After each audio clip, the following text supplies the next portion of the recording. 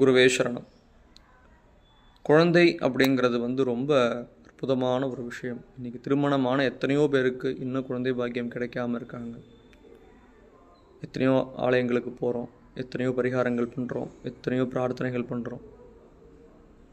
ஜாதக ரீதியாக எத்தனையோ தோஷங்கள் இருக்கும். அது என்னன்னு முதல்ல தெரிஞ்சுக்கிட்டு அந்த தோஷத்துக்கான நிவர்த்தியை பண்ணணும்.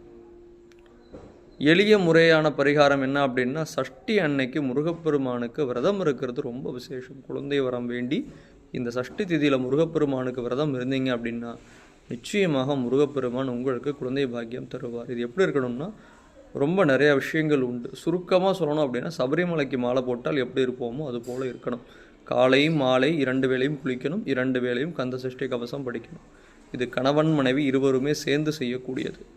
முடிஞ்ச அளவுக்கு சஷ்டி அன்னைக்கு வெளியில் எங்கேயும் சாப்பிடாம காலையில் விரதமாக இருந்துக்கோங்க. வெங்காயம் பூண்டு மசாலா இதெல்லாம் எதுவும் சேர்க்காம நல்ல ஒரு ஆத்மார்த்தமாக விரதம் இருக்கிறது ரொம்ப விசேஷம்.